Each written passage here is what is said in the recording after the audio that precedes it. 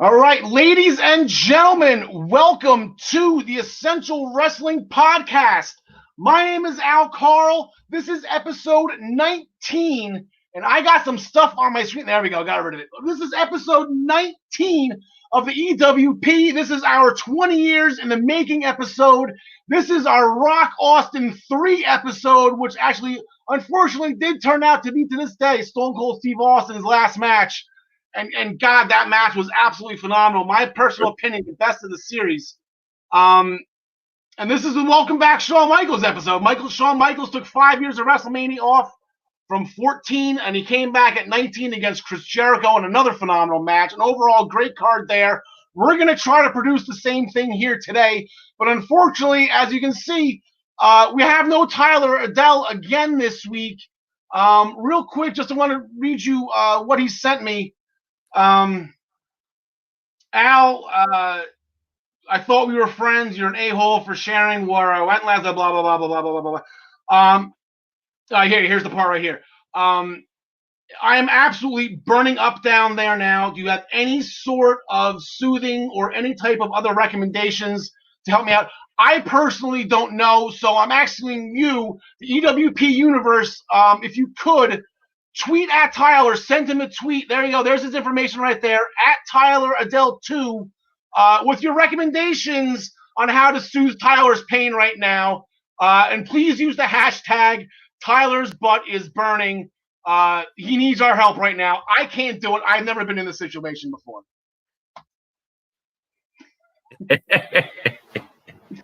On today's show, before we get to our guest, I know this is not John, or not Ryan.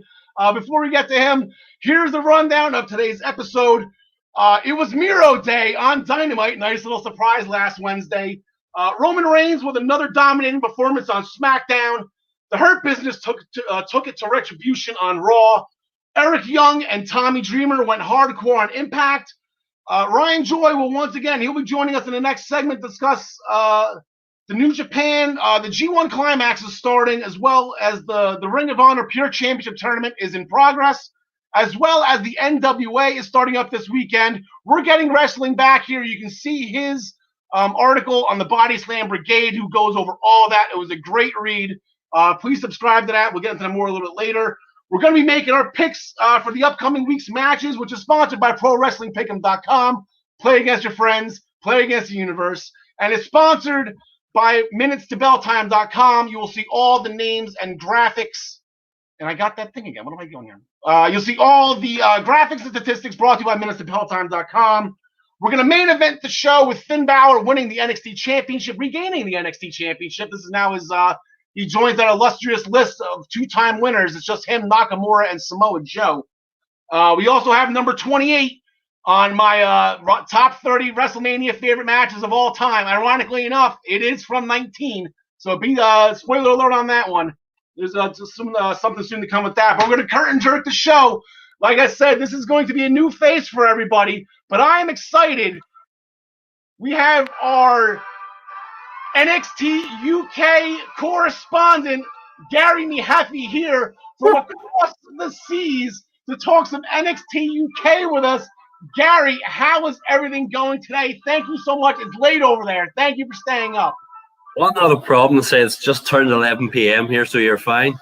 No, things are good. Really genuinely looking forward. Once I heard, and all wrestling-wise related, once we heard NXT UK was coming back and they were taping again, I thought, this is cool. Here we go. And so there's some brilliant, the studio setup looks amazing. I can't wait.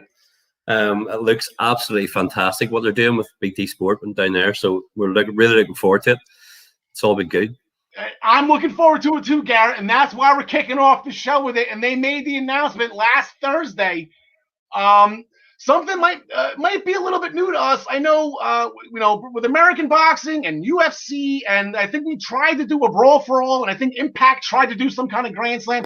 This whole round thing, apparently it is a British staple. I know on the episode of NXT UK this past week, they had a roundtable with William Regal, Drew McIntyre, and Robbie Brookside.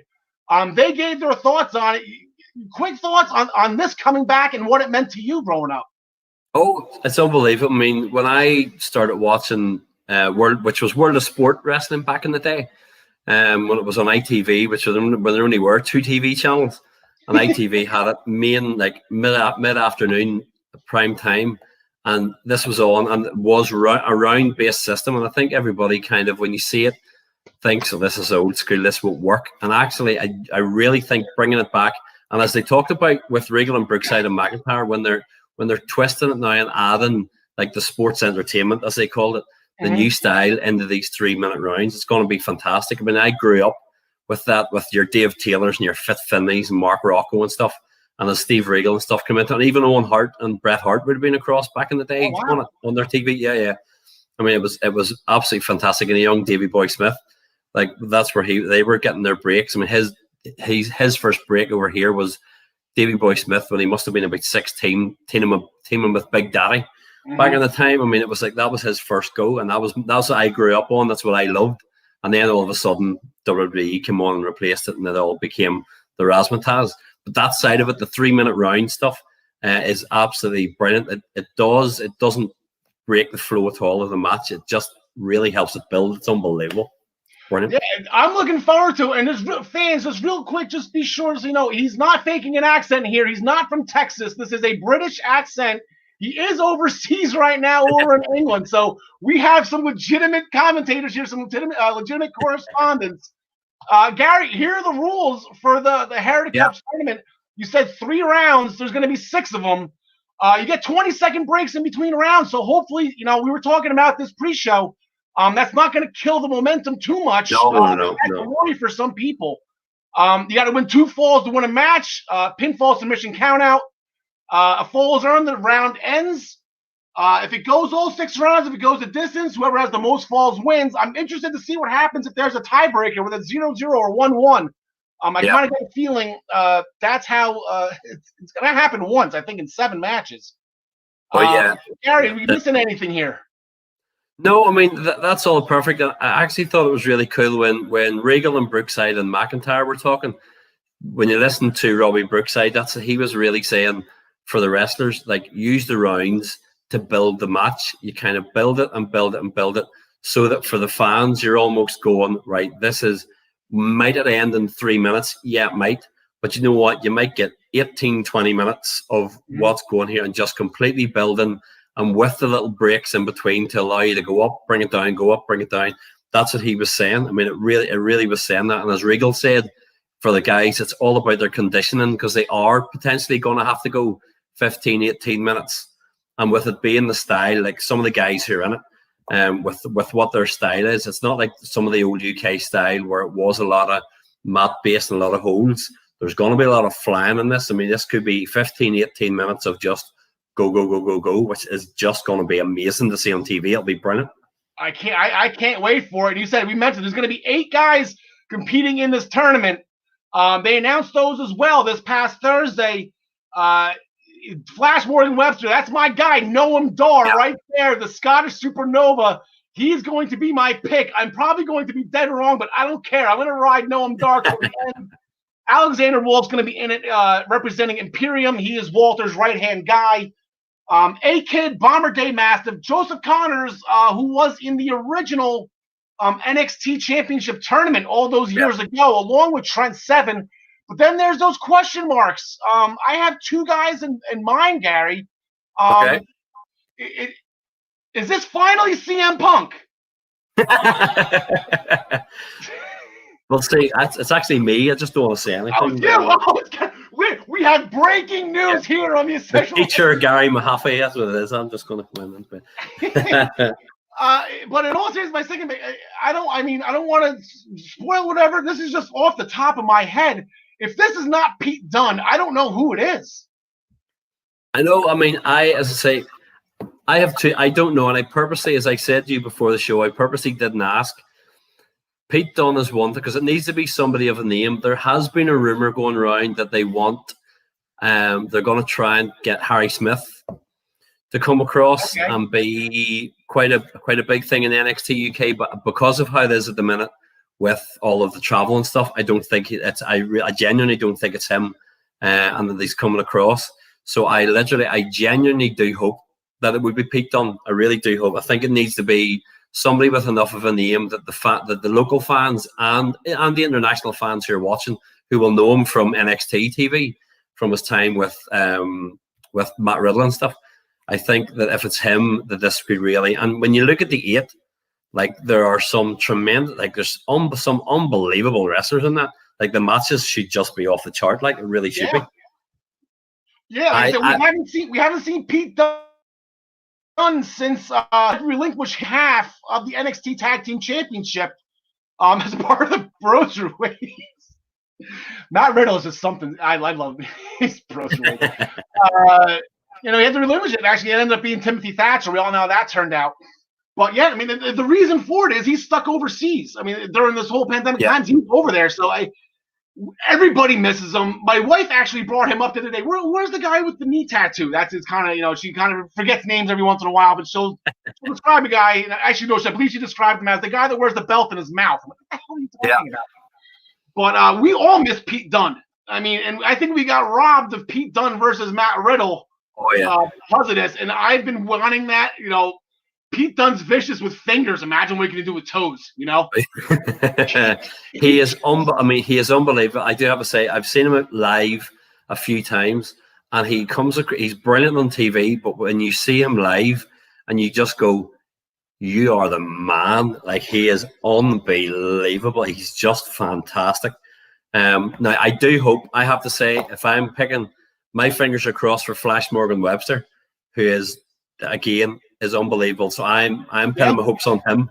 I hope he's going to take it.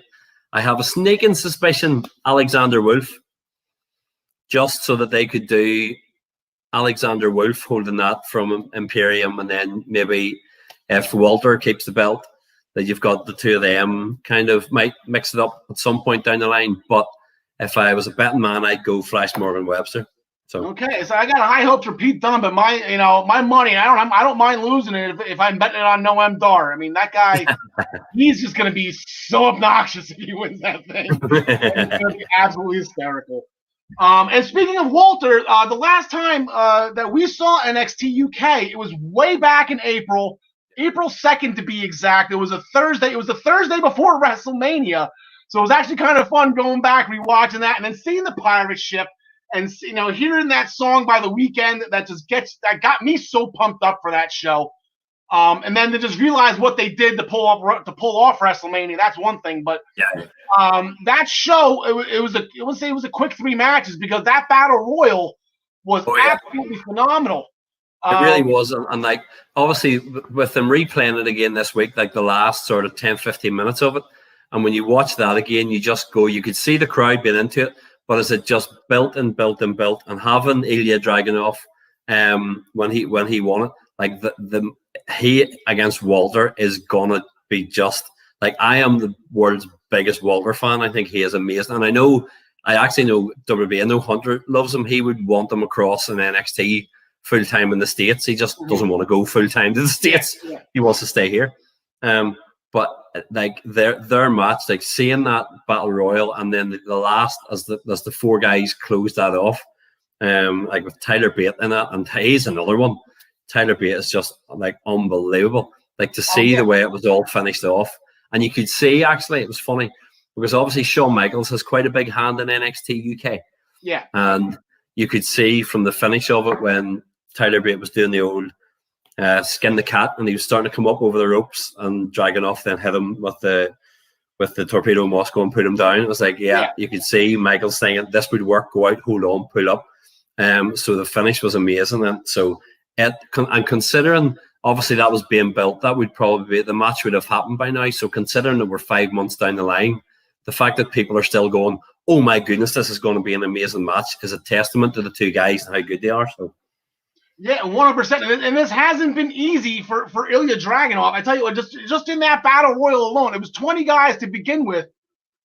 The final 7 in that match, the 6 that he outlasted, Jordan Devlin, Bomber Dave Mastiff, Noam Dar, Joe Coffey, Alexander Wolf, Tyler Bate. Like, that is, other than Walter, that is the who's who of NXT UK. And Dragunov got him. Like I said, Tyler Bate went to skin the cat, Torpedo Russia, and he's out. Even before that, you can kind of see. Let's rewind to January at Worlds Collide.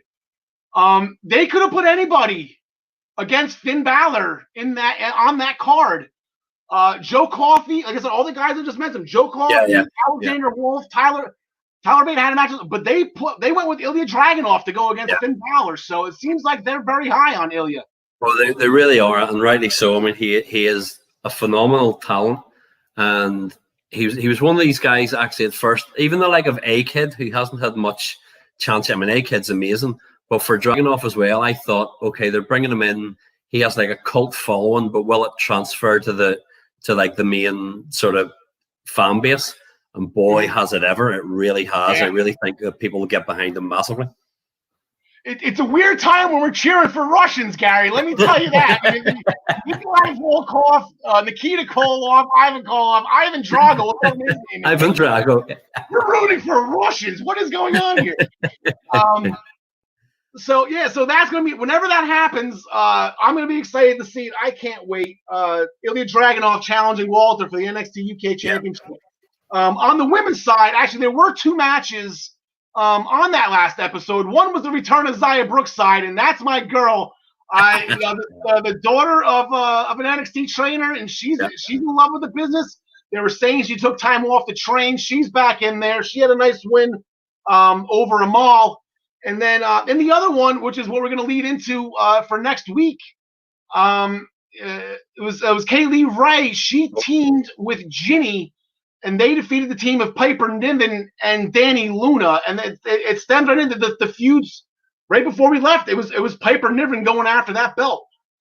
Yeah, I mean, I've been very, very fortunate that having seen, like, there was an all-women's show over here in Belfast a couple of years ago, and some of these ones were on it, and Xia Brookside was on it when she was only just having broken into the business, and you could see how much she loved it and how much she was really putting the hours in. I'm a massive Piper Niven fan, like Viper, as people over here would know her. She is tremendous, and she obviously has had her health issues and stuff, but people absolutely love her. She is superb. She's not necessarily like it being said that she's the nicest girl. She's lovely. She's just a lovely, lovely person. But in that ring, she can go and she would kill you. And I was wrong. I apologize. I prejudged years ago, and I apologize. When she was in the Mae Young Classic, and Angel, what the hell? And I couldn't have been more wrong. She made it to she won 2 matches. She made it to the court, and she dominated, and she did it athletically, amazingly, and it just I scolded myself. I judged the book by the cover, and I was completely wrong, and I apologize. Oh, she is absolutely fantastic, and it must be said, tells some of the funniest stories because she was involved with it. ICW, obviously one of the promotions that's now in the WWE network. Like she's from there, and she's tight with a lot of those guys, and some of their road stories are just, they couldn't really be told on air before, I'm not sure what time. But they like it's just brilliant. But she is absolutely phenomenal in the ring, and again, she's another one I think that everybody just wants to get behind and root for. She's superb, absolutely superb. And then Garrett, we're gonna put you on the spot right now. That match will be next week. If you're back, we'll get your pick on that one. Yeah. We have our first promoted match here for NXT UK. And it is the tag team champions. The tag team champions. I do believe this is a non-title match. Gallus is going to go up against Amir Jordan and the Luckian, right? Isn't that his nickname, Kenny Williams? Yeah. I'm a big Kenny Williams fan. He is again. He's another one that I've seen live who is superb. And I'm going to go against my better judgment and say I'm going Gallus. I think they're going to put Gallus over hard, and I think they're going to go over. It'll be a good match, and I think they're going to go over and build them. I think they'll bring in a couple of new tag teams. I have my fingers crossed. There's a tag team from Dublin that I hope I would love to see get a chance. I don't know if they are. A couple of guys more than hype. They've done some stuff for Progress. They're amazing. I think eventually down the line, if they're not in, they'll come in. But I think Gallus they're going to run with for a while and build them up for a big match. So I'm going to stick my neck on the line and go Gallus for next week. Yeah, I'm gonna go with Gallus as well. You just get them going strong again. They did show a hype video. Conspicuous by their absence was Grizzled Young Veterans. Are they officially just NXT now, or? As far as I know, yeah, I think because of travel stuff, they're both home. They are like seriously, as much as irritating as they are and as annoying heels as they can be. Oh my word, they are super. Oh, honestly, they we were at a show, and it's the funniest, it's brilliant because they have the crowd going. They are absolutely amazing, just amazing The live. guy can get people to take their shoes I off know. because they Yeah, hate him and chant in unison. Zach Gibson is absolutely yeah, brilliant. he is superb. He is amazing, just Okay, amazing. Gary. Well, we're gonna call it a day. That was the only match, unfortunately, you had to pick. Thank you Yeah, so much for coming on and not staying up not late. a You are problem. welcome back any time. Just shoot me an No. email. I do believe this is a very long distance phone call to make, so just shoot me an email. And we will have you on anytime you ever want to talk NXT UK. You are more than welcome to. We'd love to have you. Anytime you want me, my friend, I'm always here. So anytime you want me.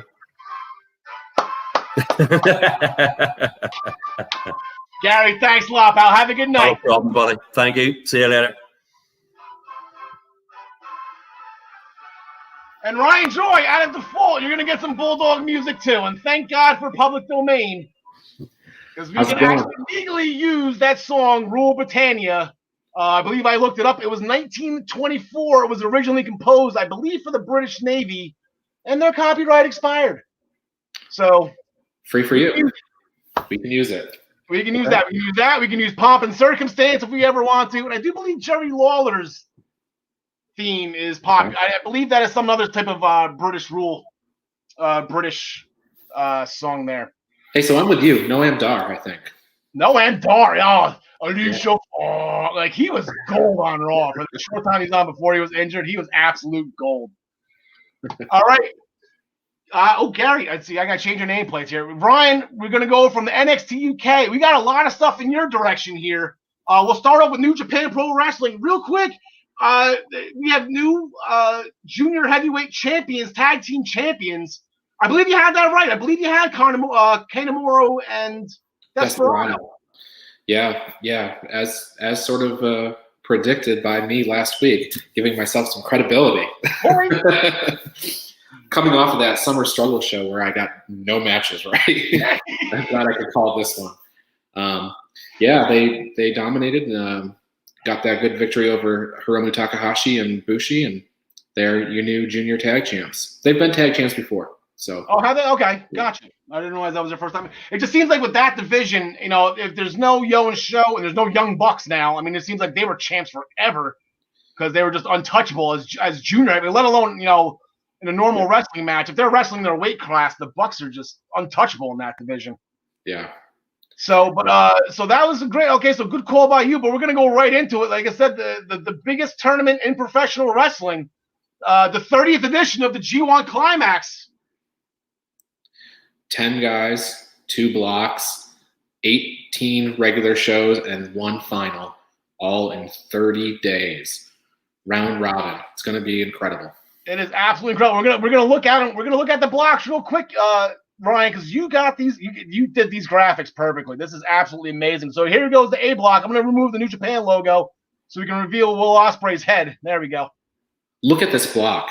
It is stacked, and each one of these guys is going to be wrestling everybody. So the main event of the first show in the G1 is Okada and Ibushi. That's a rematch of Wrestle Kingdom. Yeah. Ospreay will have a good match with every single person here, especially Shingo Takagi. This block specifically is absolutely stacked. I said all that without even mentioning Jay White or Jeff Cobb. I was just about to say, like, Jay White. You said Jay White, and I believe there was somebody else you said was stuck overseas. I believe it was Kenta. Kenta's in the other block. They were able to make it over. Yeah, I was surprised when they made that announcement. I was hopeful to see some of our, the faces that we haven't seen on New Japan in a while make it into the G1. And it's great. We got Ospreay, we got Jay White, we have Kenta, Jeff Cobb. So it's a good, it's a good batch of people to mix things up from what we've been seeing. And then here's the other 10 wrestlers. And then right in there is the first things that pop out in my head is Tatsuya, Naido, and Evil. They're going to get at each other again in this. Yeah, so there's interesting things when you look at Evil. You've got Naito and Evil, obviously, but then you also have Sonata and Evil. Sonata and Evil, many-time tag team champions. So natural rivalries built right in. Night 2 main event is Hiroshi Tanahashi and Tetsuya Naido. Also, Juice Robinson making his return. We haven't seen him in quite some time. Yeah. And then the really fun thing, a couple really fun things about this block. I love a Yano match, especially at the G1 when you have probably 2 straight hours of like really intense wrestling matches. It's great to have a Yano match in there to just kind of light up. And then Zack Sabre, the favorite to win this thing, or what are we doing here? The guy's got a victory over Okada this year. He's got to be the favorite. So I would say it's easier to look at, okay, who's going to win the A, who's going to win the B? It's tough. It's like, are they going to build a new star or try to build a new star and have, Ospreay go deep into this thing? Mm-hmm. Are they going to have Jay White win? He's never won the G1. Is Naito going to hold the belt all the way to Wrestle Kingdom? There's so many, questions. A block, I think Okada. It seems like he's the strongest. That's the smart money. The smart money is always on Kazuchika Okada and anything. Like I said, I think I picked him for New Japan. I think I picked him for the other. It's if you lose, it's a monumental upset. Like nobody.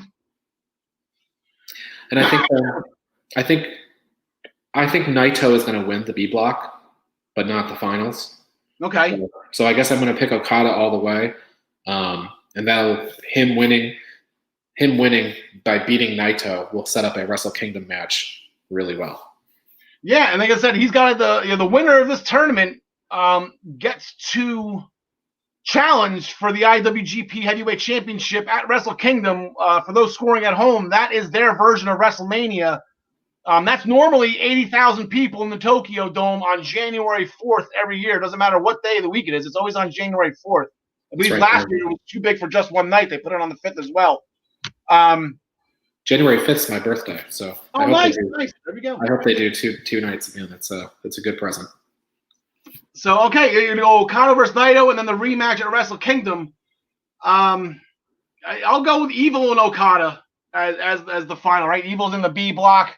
That A block is maybe Jay White. Have a Jay White versus Evil. You're getting some Bullet Club love in here. Maybe the Bullet Club represents at Wrestle Kingdom. You never know. It could go a lot of different ways. I think the way we're going to do this on this show is we'll have the blocks, each block, like we just had those same graphics. We'll have the record and the score, and then we'll kind of talk about what the possibilities are. Yeah, as we go, we got plenty of time to talk about this. So next 30 days. Yep. And then we're going to switch gears because there's, like I said, we are another tournament started in Ring of Honor for the Pure Championship.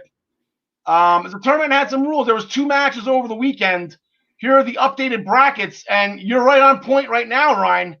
That's right. I chose in the finals, and they won their first 2-round matchups, and that Dalton Castle match was phenomenal. You know what? I thought both matches were really great. If people haven't had a chance to check this out, I think it's definitely worth your time. Check your local listings to find out when Ring of Honor is broadcast. But they did a nice job of setting up each match with some pre-taped promos from each person. I had no idea who this Wheeler Yuta guy was that was fighting Jonathan Gresham. I was going to try to play it off like I knew who he was, but I really had no idea. I didn't know. Well, I didn't know who he was, and then they did this nice pre-taped interview to kind of introduce him to me. And then he had a great match, I thought, with Gresham. So both matches I thought were really, really solid. It's a little weird because we've progressed so far with AEW and WWE being so far ahead in the pandemic era and figuring out how to make things work. Ring of Honor is just kind of starting back up. So I think they have some things to work out, and it's, completely nobody there. But the matches I think are really, really good. Yeah, it's one thing about Ring of Honor is that's it. Like these are the indie darlings. These are the guys. I don't want to say there's no script. It's kind of just like, okay, let's just see what you can do here. and that's what the fans love. Like I said, going with the brackets, we got the next set on each side. David Finlay, there on the left. I believe that is Rocky Romero on the right, if I remember correctly. Yeah, David Finlay and Rocky Romero. Yep. The winner of this gets Jay Lethal, correct? That's right. 2 New Japan guys. And Dave Finlay, we know, just came off a tournament where he made it all the way to the finals. So hard to bet against David Finlay in that match. He'd be my pick. Yeah, so we just his father was just brought up in the prior conversation I had with Gary. So yeah, we'll just stick with the Finlay theme today. And then the other first round matchup, the winner of this matchup gets Jonathan Grisham. It is Delirious versus the Joker, Matt Sydal. Yeah, that's right. Matt Sydal knocked Delirious during the AEW All Out show, which if people haven't seen Being the Elite this week, his slip on the top rope was completely explained. Michael Nakazawa. I saw a thing that they're trying to play it into a storyline, but it happens. You know, it was a hot day in Jacksonville. It was humid. Maybe he stepped on some water before he walked out by accident. There's a million things. Matt Sydal is a great wrestler. I know people are going to always poke fun at him. I don't want to say that fall was as bad as Titus O'Neil, but I mean, Titus O'Neil will always take the cake. We'll remember it in the same vein. And he's going to win this match, for sure. Yeah, it's mine as well. Matt Sydal, get him going, and then that'll set up a nice match with Jonathan Grisham in the semifinals. Yep. And then say you're gonna be going 3 heavy here, 3 companies deep. I know we're not doing NWA Power here. I got the wrong logo, but the NWA, the National Wrestling Alliance, not Dr. Dre and Eazy-E. I know they're very easily confused. The National Wrestling Alliance is starting back up this weekend too. They start back up tonight, 9 p.m. That's right, tonight, and that's it. And we'll just get right into it. I know there's a bunch of matches on the card, but it's all going to come down to the main event. That's right. I believe what Nick called this. I believe he calls her Sweet Charlotte. That's right. NWA 10 pounds of gold, the NWA Heavyweight Championship, and he will be going against the Miracle Mike Bennett. And the Miracle, I'm a huge Miracle guy. I'm just going all heart, no thought here. I know Nick Aldis has held that championship, minus a few months. He lent it to Cody, but he's held that championship for a while.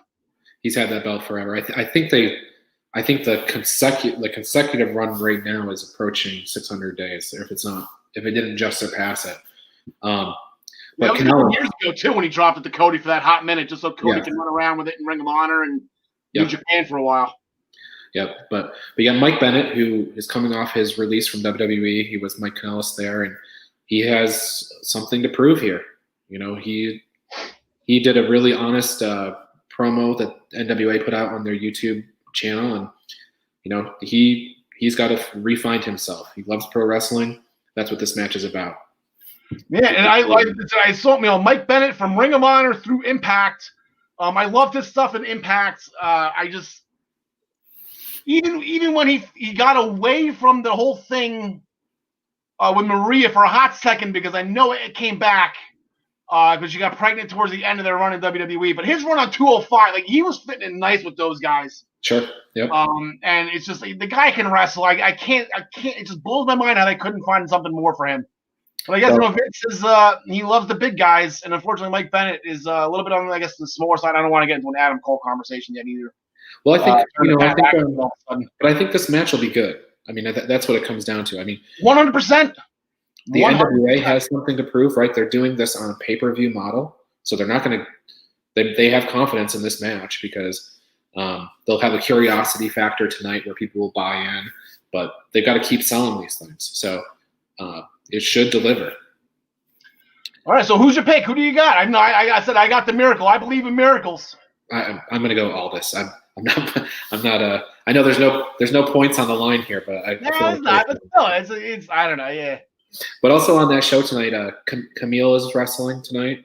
She's facing Heather Monroe, who lost to Shida on Dynamite. So she's been on AEW a little bit, Heather Monroe. And then Alexander Hammerstone, who is a mainstay on MLW, is actually competing as well. All right. Yeah, it should be a great show tonight. Tune in. You got a big night ahead of you between Yes. You got AEW Dark, and then we have Impact, and then you have the NWA relaunch.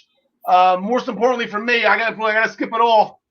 You know, I got a big hockey game I got to be attentive for. So unfortunately, the New York Islanders, their backs are against the wall. So is mine. This might be the last time you see me with my guy too. I might be joining the next week if something goes wrong the next couple days. Well, mine will grow in nice, so that we still keep the right ratio on the show. All right, so we are going to bring in John DeConnie. Has been waiting patiently in gorilla position.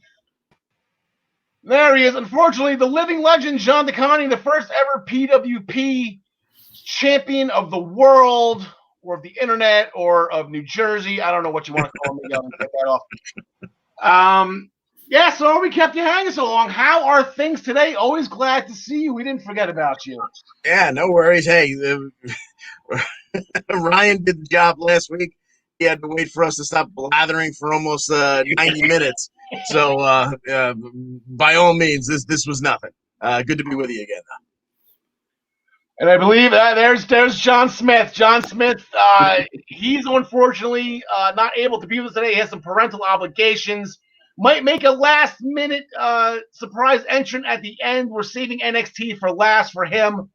But if not, John, we miss you too, pal. You know, we will definitely see you next week. Absolutely. And of course, I know you guys were late to the show. If you have any suggestions to help Tyler out with his burning issue in his loins, please, again, anybody. He had a doctor's appointment. He had a colonoscopy. It is on fire down there, I believe is the exact quote he used.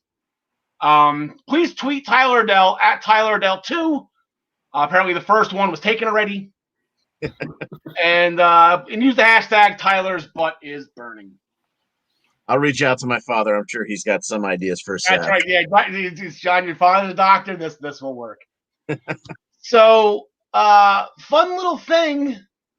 Out of nowhere, we kind of scoffed at this last week. Well, who do you think the best man is going to be? We're like, I don't know. Does it matter? Kip Sabian, does it matter? You know, does it matter? It's whatever. Everything's going on in AEW right now. Like, does this really mount to a heel of anything? And guess what day it was? Miro Day! John DeConnie, how happy were you? We're going to get you right out of the box. I was so happy. You know, I had said, I think the week prior, that I wanted, I was calling with absolutely no background to it, calling Miro as the wild card at All Out. I said, he's going to be my CM Punk. Every time there's a question mark, I'm just going to throw him in there till he shows up because, damn it, I want Rusev back on TV. Got it, buddy. And he looked good. Ryan Joy, did you see the tweet that he put out? That was like a $2,500 or $2,250 outfit. Disney Gucci, I believe it was. I did see Colt Cabana's response to that, where his entire outfit cost about $4 or something. But what a promo from him too! Oh my God, they handed him the mic and he just went to task in a matter of seconds. He really lit Vince up. Yeah, that's it. No more glass ceiling. If there's ever going to be a company that's elite, then Miro will be a part of it. We're going to be owing a lot of push-ups because it's going to be very difficult. You know, I just stopped saying whatever his name. I'm starting to call him John Moxley. Now I got to do all this all over again. So it's going to be different. But Miro, welcome back, buddy. We've missed you. We love you. Miro Day. The man is a treasure. The man is a treasure. The main event of the evening, a match that we kind of, I want to say, saw coming. I know Brody Lee defended the TNT Championship. Ryan, I believe that is his first title defense, right? He defeated Dustin Rhodes. Correct. First time. A pretty decent match. And John McConnell, you called it. I'll let you lead with this first because you called it knockdown, drag out, two big hosses, two big boys. Yes, indeed. Seeing two guys who are legit, I think about 6'6", pull off a destroyer, in kind of in a rolling sequence. I mean, God, I love Dustin, and all props to Mr. Brody Lee. that was just an impressive match by two big fellas. Yeah, and then Ryan at the end, the celebration. After the discus clothesline, Brody Lee hit his thing. That's going to be his signature now. That discus clothesline knocked Dustin for a loop, got the pinfall. Here comes Colt Cabana. Nope. No, step back.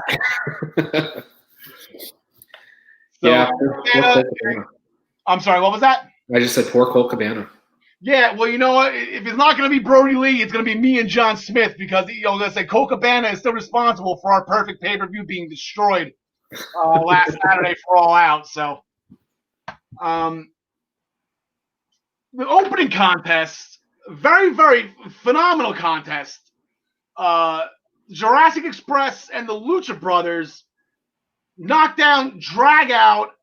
But again, Ryan, here we go. There's distension, and I like Eddie Kingston. I love that he's around. I love it when he talks. The New York accent, obviously, it just does it for me. But okay, stop making guys kiss and make up here. Let's You just want that Lucha Bros and Butcher and Blade feud to just happen. Well, not even that. You got the Lucha Bros fighting each other. Stop making them play. You hug. You're my best friend. You're my best friend. We've been through everything. Yeah. I mean, unless we're gonna get that Pentagon Phoenix match, then I don't want them to break up. No, I don't want them to go away. Not until they win the tag titles. That's just no way. Absolutely no way. Yes. And if they were on Raw, they would have broke up last week with everybody else, John McConnell. Yeah, absolutely. I need some help here from you fellas. The reference that Eddie Kingston made when he was talking to I think Penta, and he said, "Where's your little British friend?" Any idea what that was a reference to? Is that an ex-tag partner or something that he was? I missed that. Gary's offline. He's already gone. Maybe that's a question we can ask him next week. I don't know. Yeah. But So again, the Lucha Bros, deliver a good match, even though they took the L. And once again, Jurassic Express only winning when we expect them not to need to win. But a good match nonetheless. Yeah, John DeConn, are you trying to spread the rumor that Pac is going to be the 8th man in the NXT UK tournament? That would be. There you go, your little British friend from the Death Triangle. I think you've answered my question, sir. That's it. There you go, Pac. That's right. Solid. Death Triangle.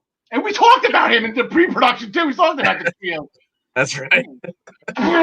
Okay, so did not dawn on me. Now, one last thing with Eddie Kingston, though. He mentions I missed this. I didn't even go back and watch it. He wasn't eliminated correctly. He wasn't technically eliminated from that battle royal, John McConnell. I don't know. Did Butcher and Blade catch him and he didn't hit the floor? I didn't understand what he was talking about. I mean, Ryan Joy, did you watch it again? I know they were on the turnbuckle. I know that's kind of a gray area. I watched it twice, and before he made that comment, and I never saw anything that looked like, foul play or anything. I don't know. I don't know what he's talking about. All right, well, I guess to be continued to that one, because he kind of went, again, with Eddie Kingston, he's got to go away with that wink, and then see you next week. But as a result, I guess this is as a result of winning that match, and then during FTR's Tag Team Championship celebration, FTR was kind of taking some shots at all the tag teams. I believe they called Jurassic Express, called them kind of like a sideshow act, kiddie act or whatever. Cosplay that's the first match we talk about now. FTR, I believe this is non-title. FTR is going against the Jurassic Express. John DeConnie, on you, babe, on you. I want to say this is where Jurassic Express pulls one out that we don't expect and earns the title match, but FTR are still undefeated, so I don't see it. So I'm going to go with FTR. I'm going to go with FTR as well. Like I said, that 0 has got to remain a 0 until they lose the belts, just to give them. I mean, this isn't WWE, if they're going to track undefeated records, Ryan, just like you are, yeah. If they're going to track it, that 0's got to stay at 0 until they lose the title. It is weird, though, that they made it a non-title match. That's just, it's like, if it's non-title, why wouldn't you have Jurassic Express win? But I agree with you guys. They got to be 9-0. Maybe it's a DQ situation. Who knows? That's weird for them too. Only one in history. So Yeah. Really? yeah, it was the Iron Man match. Pac lost a fall from DQ. That's the only one they've ever had. Oh wow. Wow. See, the Elias Sports Bureau of Professional Wrestling, Ryan Joy, minutesofbelltime.com. Subscribe to the Body Slam Brigade. Just the whole 9. Thank you, Ryan. This man is good. Al Karl, my hype man. Matt Hardy came out. Everything's good to go. He looks good. He sounds good. He's going to be okay, which is a nice little thing. It wasn't anything wrestling related. I think Sammy and I have done wrestling. Yeah, well, you know what? You almost killed each other about 5 times already. I think it's a time for just to keep Matt Hardy and Sammy Guevara away from each other. More for Matt's safety. I think Sammy he had the one gash the one time.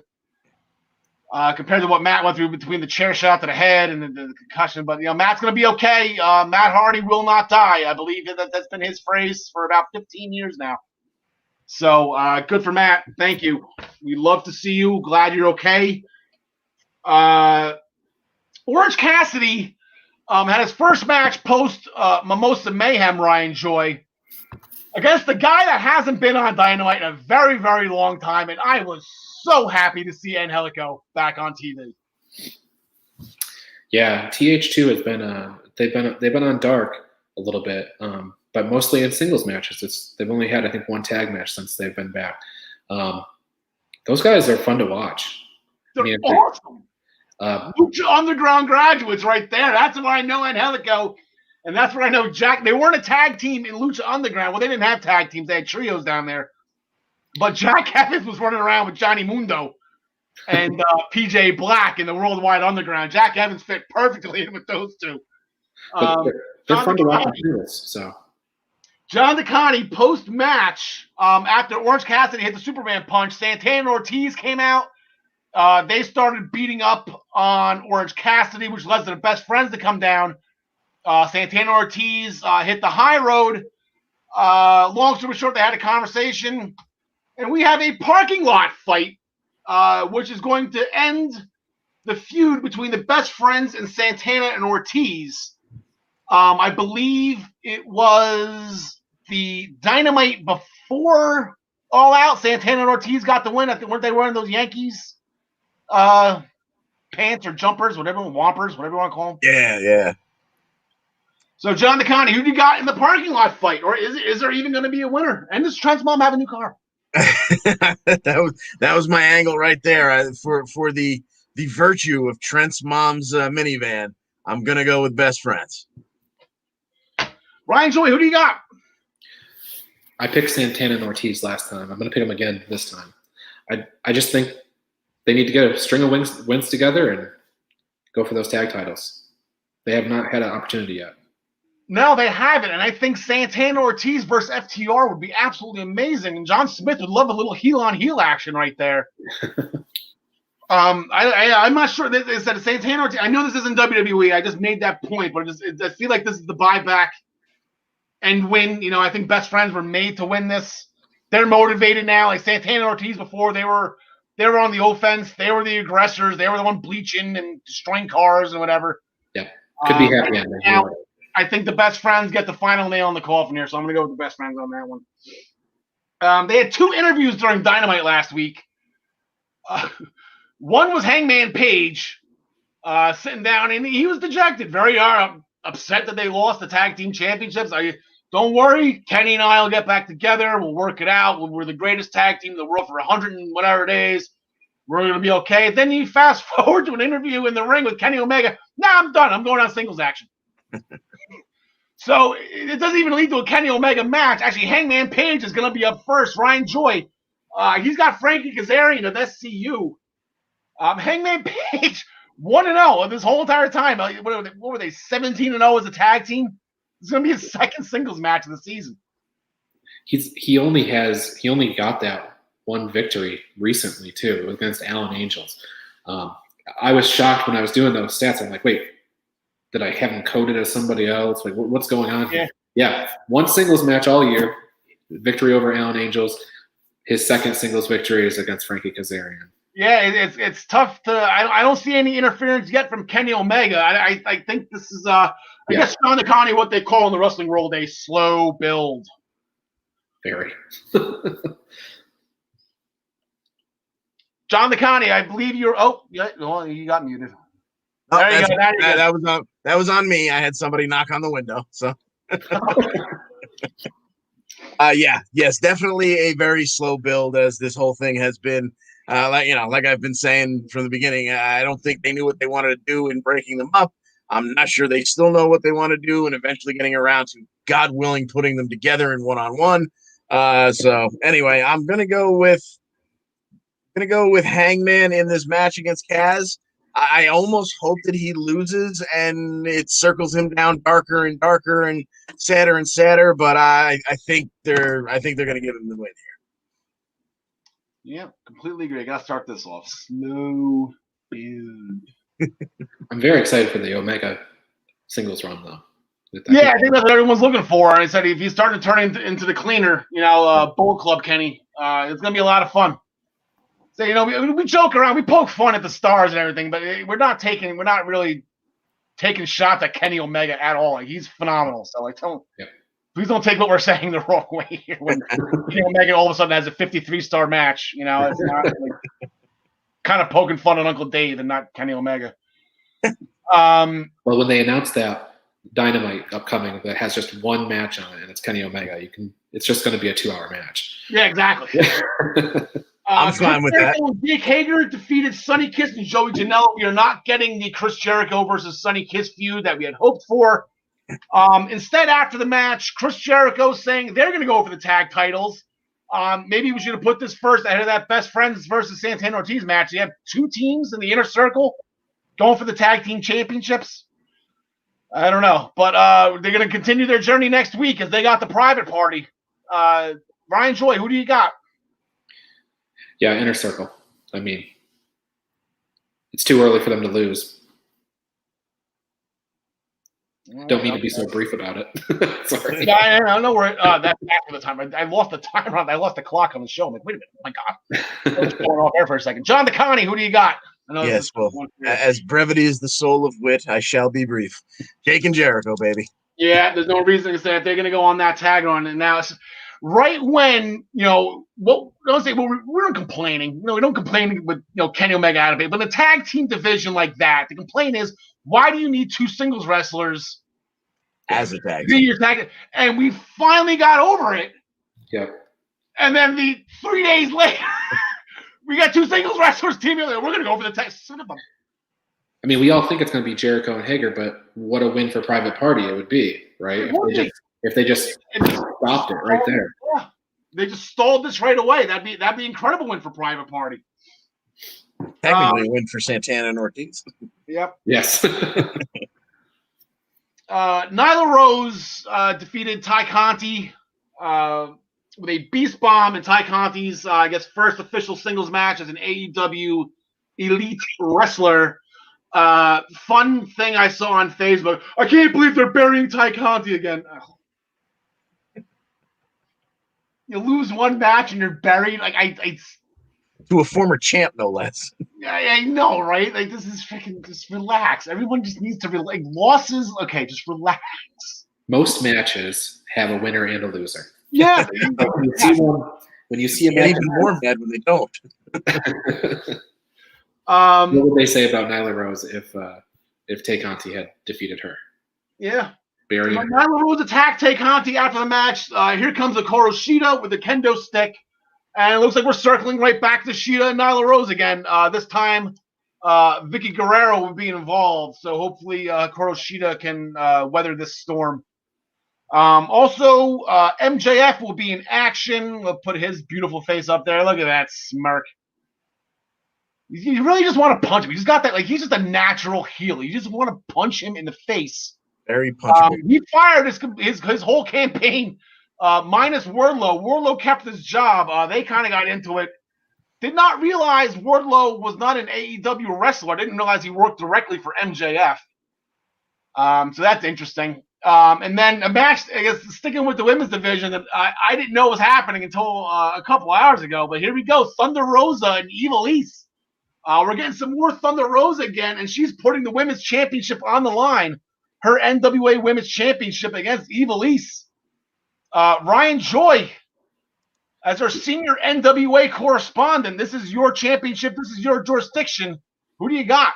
Well, Thunder Rosa is 5-0 under the NWA banner, 6-1 overall, as the graphic showed. So, Thunder Rosa. Sounds good. John DeConnie?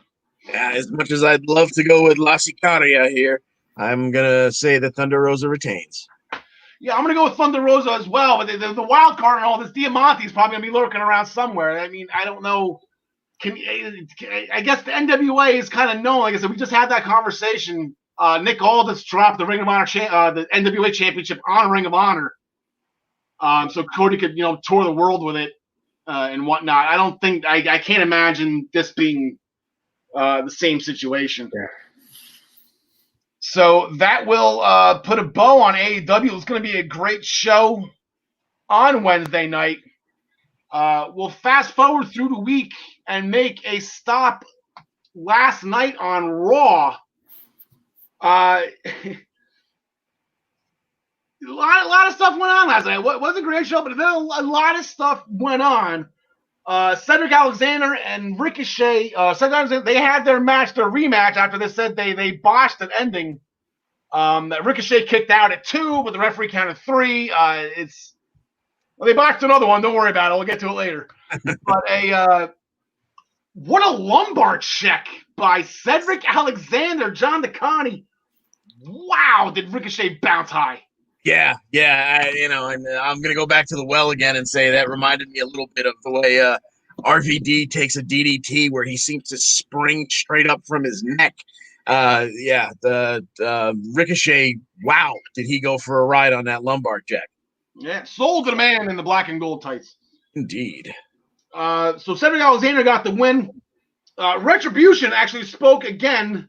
Does still sound like nails to me. Could be the Shockmaster. It's interesting to see where this one is going to go, John DeConnie. They spoke after Alexander's match, and then the Hurt Business went backstage to the Postman Pierce, offering their services to take out Retribution because they're getting tired of it now. So during the Drew McIntyre Keith Lee match, it was interrupted by Retribution, Ryan Joy, and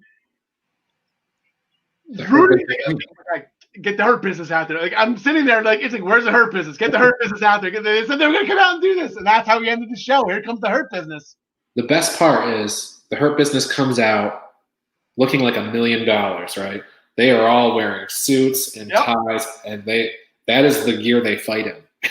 They're out looking for a fight. They go underground with that stuff on. Like they don't got to take their jackets off, their ties off, and they're good to throw down anywhere. But that was a cool sequence because I was watching this and I'm like seeing all the fighting on the outside of the ring. Like, okay, we're gonna see a big Keith Lee spot, and we got to see a big Keith and Drew spot where they both did Tope Con Heroes over the top. So yeah, John DeConnie said that Keith Lee and Drew McIntyre they got into it more and more as the show went on. Keith Lee kept on getting in his face and then kept putting his hand in his face and. Yeah, they were grumbling backstage at each other, then they were rumbling backstage, and then it continued to the ring. But what an ending to the show! Those two put on a very nice truncated match that you weren't quite sure how it was going to go. Are you really going to see this upstart pin the champion to get the shot at the title if Randy's not ready to go? But they did what I kind of figured they would do, and I think was the right thing to do. Retribution interferes again, and like Ryan said, you get the Hurt Business coming out looking like the New Age Horsemen. And I got to be honest with you, I popped hardcore watching those dudes start peeling off those jackets and coming down to take care of business. That was very, very well done. It was reminiscent to me. There was at one point. During the invasion all those years ago. And the Alliance was in the ring. It was actually right where it first started. I think it was probably still just WCW back then or whatever. Kurt Angle's music hit. The crowd went nuts for it. I never heard him get shivered, but I kind of caught like, I want Kurt to kick Booker T's ass right now. Like, this is like, I got caught like, I can't believe I'm rooting for Kurt Angle right now. Like, this is, I always loved him. I thought he was great, but like, he was never the good guy up until that point. But then it's just fast forward, to modern day. We're going to talk about it next week because we have the Clash of the Champions Gold Rush is next weekend. We're going to make our picks next week for it. They already had the graphics set up for Drew McIntyre versus Keith Lee in an ambulance match, along with the Randy. I don't know what they're doing with this. I don't know where they're going with this. Kind of have an idea, but I just like, why are you? The graphics already. They didn't need to show that graphic, and now I'm confused. Now I don't know. I don't know what's going on. So we have to tune in next Monday night to find out what's going on in an ambulance match and who Drew McIntyre is facing. Got a funny feeling it's going to be both of them. But there was a cage match that night, last night as well. Took 2 curb stomps to put down Dom Mysterio. So Seth did get the win. Man, Buddy Murphy. Man, John DeConnie. Yeah, the poor fella just can't get out of his own way. Accidentally slams the cage door on the Messiah's face, and then he got his receipt very quickly at the end of that match when it looked like Rollins was coming over for, it's okay, it worked out fine in the end, and no, instead he got some lumps. Yeah, and he took 2 hard ones backstage before the match even started. But Ryan Joy, I'm watching it this morning. Unfortunately, living where I do in northern New Jersey, the Giants took precedent over my TV last night. So it's probably going to be Tuesday morning Raw for the next 17 weeks or 16 weeks or so. But I'm sitting there watching the match. We didn't talk about it last week because it wasn't advertised. I'm kind of thinking, like, what would be a really good swerve right here? Why is Ray's daughter all of a sudden around? Why is it? What's her name? Aaliyah? Why is it? Imagine she joins Rollins. Like, I'm waiting for that swerve in the cage where Aaliyah just kind of slips. They're slipping kendo sticks into each other. The daughter is the one that goes with, she's the one that turns out of all of them. But it actually ended up being that she actually showed Murphy some sympathy at the end. So she's going to get involved, right? Yeah. Maybe she'll be the person who creates a bridge between the Mysterio family and Murphy. Or not. Maybe Seth Rollins will bring her over. That's kind of an interesting open question. Right? Are we going to get Murphy versus Rollins? Are we going to get Murphy versus Ray? What's happening? What's happening here? Does Ray's wife join Rollins? Does Ray? What happens here? It's kind of. I've been ready for a period on this story for a long time. Yeah, but it's going to evolve, and I think an evolution will help. I think Batista's retired, but. Ric Flair will be happy to come back. Maybe it'll be fun. Like I said, I'm trying to find excuses for Aaliyah Mysterio to join Rollins. Not like this whole thing with Murphy is like a swerve, and like Rollins like, okay, she fell for it. Let's get her. Like this whole thing just to show sympathy. He's using Murphy, and Murphy's a part of it to get. There's a lot you can do with this. As long as everybody keeps their eyes in their sockets, everyone's good to go, I think. But this has been going on for a while. With Hell in the Cell next month. Ooh. Is it going to keep going? Is Ray back in time? I don't know. John DeConnie, did you know that Drew McIntyre does not like to wear underpants? And that's how the Claymore was born. I suppose if I put any thought into it, I could have guessed, but I tried to keep my thoughts away from Drew McIntyre's crotch at all times. Yeah, well, that's what it is. But he's Scottish. Piper never wore anything under that kilt. As far as I don't know. That's what I was told. So that makes sense to me. I bought it, sure.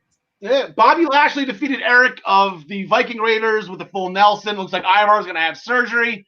Unfortunately, the fix is broken cervix or something. I still don't get that injury. There was a Raw Women's Championship match last night. Like I said, we go from fixing one messed up ending. Mickie James was not able to continue. I don't know what happened. Mickie James looked surprised herself. I don't know if maybe we were writing the show as it was going, and there was somebody in the ref's ear saying, "Hey, we got to end this match so I can send Zelina Vega out." I don't know. It was weird. Yeah, that was weird, and it's unfortunate because she even said in the end, this might be the last chance I have at the Raw Women's Championship, and it was an emotional thing, and you figured she wasn't going to win. Maybe they give it to her for 2 weeks so she can walk down the aisle at the Clash with it, just to give it back. There's a couple things that went through my head. None seemed reasonable, but the one thing that wasn't really, this is her last. She just got robbed of her last ever Raw Women's Championship because now here comes Zelina Vega, John DeConnie. Yeah. And Zelina's done. She's done babysitting Andrade and Angel Garza. She wants a shot at Asuka.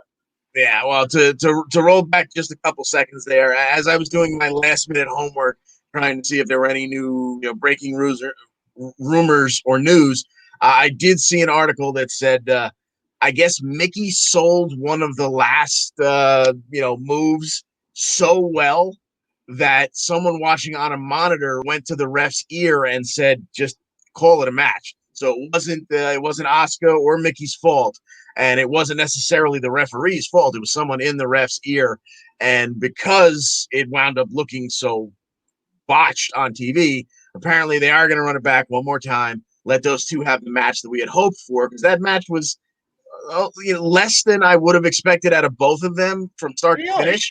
I actually kind of thought maybe Mickie James had taken a bad bump early in the match, because it just I expected something really crisp from those two. Yeah. And that match, even without the bad ending, I didn't think was great.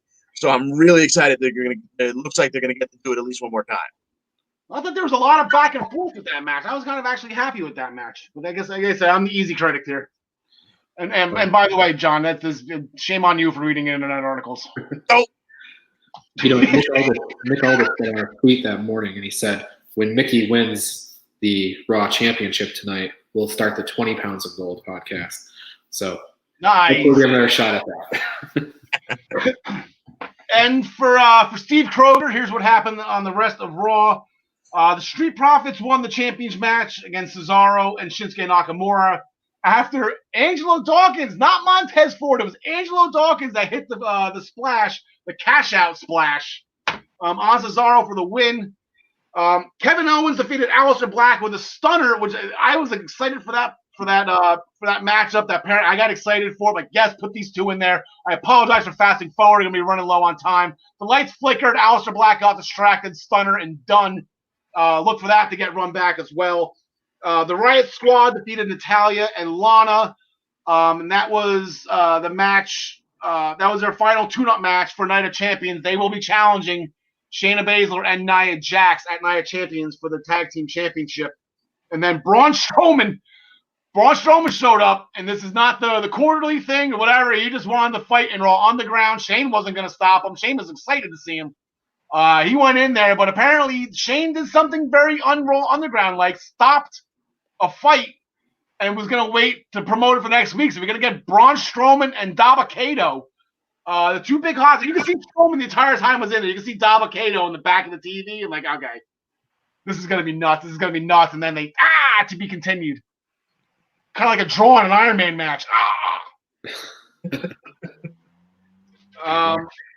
And then the other WWE program, rewind from Monday to Friday and layeth the smacketh down. We started the show with Paul Heyman, and I thought he slipped up the first time he said it, but now I get the pun. The reigning and defending Universal Champion Roman Reigns. They shot a nice little promo. Again, Heyman talk. Jey Uso came out. He said his thing. Then here comes Corbin, and here comes Sheamus crying nepotism. That Jey Uso was put in the triple threat match last week for an injured Big E. It was supposed to be 4. They took out E to make it 3, and then they wanted to keep it that way, but they put Jey Uso in as well. Then they put a tag team match for the end of the night. Jey Uso kind of booked that one, John DeConnie. You're kind of smiling. Jey Uso, he did everything he wanted, and then here Roman just cleaned up the match. Nice little tag, a nice little love tap for his cousin. It wasn't one of those smacks. It was kind of, I'm in, spear, done. Yes, I thought it was a nice tip of the cap to the old SmackDown GM there. That that you have a problem in the opening segment, we gonna have a tag team match, player. And Jey Uso put that one together, and pardon me, and then almost got to finish it up, but Cuz shows up, wrecks everyone, and wins or leaves or whatever, and then they had that moment of uncomfortable togetherness at the top of the ramp where Cuz raised the belt and the champion's arm, and they just kind of peered at each other like, I don't know about you right now. So it's gonna be interesting going forward, seeing exactly what they do with this. Yeah, so next week we're gonna have to pick this week's. Now I got a couple wild ideas on my head, Ryan. We'll save those for next week's show. For our picks for the Clash of Champions. But Ryan, another match that was booked for the Clash of Champions. First off, the SmackDown Women's Champion Bayley, she came out saying she was using Sasha the whole entire time. Great. But then there was a fatal 4-way match where the winner got the challenge, gets to challenge Bayley at Clash of Champions. And then you look at the graphic, like, okay, she fought her at Money in the Bank. She fought her at this. She's already run through. She's on her second time around the SmackDown Women's Division, Ryan. Who was your pick for that match? Do you remember in your head who you had in that match? I don't think I picked somebody. I think. Okay. I mean, so Nikki Cross comes out with the win. So we see Bayley, Nikki, 12 or whatever it is at this point. And then during the match, John Connie, Alexa Bliss was in that match, and that was a very, very I'm not crying at all. That was an impressive Sister Abigail that Alexa Bliss hit on Nikki Cross. Yes, she went down deep, gave her the little peck on the cheek, and ripped her around, and very well done. And then we got to see her walk off in a trance as we came back from commercial. Yeah, and it gave Nikki a chance to get a little rest. As the other two fought for another 5 to 7 minutes before she would come in and get her victory. So, what's going on with Alexa? What happens now with Nikki? Is Nikki going to lose again to Bayley? And then at that point, is she not officially buried in the women's division? That word is so overused. I was literally poking fun at wrestling fans, and then you just bring it up that somebody getting buried. There's no you can always somebody loses, you can make them win the next week and it's over. Like look at Ace Austin and Madman Fulton. They got buried by the Rascals. Well, you know what? They're probably going to be tag team champions in a couple weeks. We'll get to them in a little bit. But yeah, so that match is signed. We'll get into our predictions for Bayley and Nikki Cross next week as they're having, I believe, their third or fourth match in the last 2 months. I think it's 3. SmackDown Women's Championship. AJ Styles defeated Jeff Hardy via disqualification in an Intercontinental Championship match. Sami Zayn interfered because he was upset that obviously it's his title on the line. This better get booked as a ladder match. They're saying that every championship must be defended. If this is on the SmackDown before and it's still like I don't know. I give up on the Intercontinental Championship ever being on a pay-per-view ever again. Otis defeated John Morrison again with a Vader bomb. And then again, Miz stole the contract. Says he has lawyers. He said the week before, you can't do it this way, but apparently he has lawyers. John, if it's for me, I'm not here, pal. It's probably Tyler looking for some answers. Outsmarted Miz and Morrison again. He kept the contract, and I guess in the big briefcase they had the wrong lunchbox. Otis is having fun at their expense, but then on Talking Smack Saturday morning, Ryan Joy, Miz pulled a little bit of a coup. I don't know if this was him or he just made the announcement, but Mandy Rose gets traded to Raw. Yeah, that's interesting, right? It opens up some possibilities here. Are we maybe Otis leaves with the briefcase. I don't think there's any rule that says he has to challenge Roman Reigns. No, he doesn't, and I think that's the loophole there to get him out of that Fiend, Braun Strowman, Roman Reigns, all that whole mess that was just going on. But this is a little genius of Miz. He kind of went a little below the belt, John DeConnie. If he was the one responsible for getting Mandy Rose traded, if he can't beat Otis, might as well hit him in the heart, right? Exactly.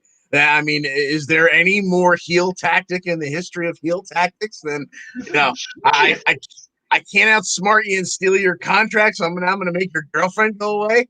I mean, come on. I hate The Miz, but stuff like that makes me love The Miz. I just love that character. If this is a Miz and Morrison thing like that, this is absolute genius on their part. I know it's storyline, whatever, but if this is, kayfabe, if this is The Miz, what a jerk. And then some unfortunate news. We do have the sad displeasure of reporting that Pasquale, the persevering parrot, did not make it. Bray Wyatt forgot to cut holes in the box. We could not persevere without air. Nice little play on words and some jokes from Bray Wyatt in the funhouse. I appreciated that. I was laughing actually, said the persevering parrot. I'm like, he's not coming out. But we did get Wobbly Walrus. Looks vaguely familiar.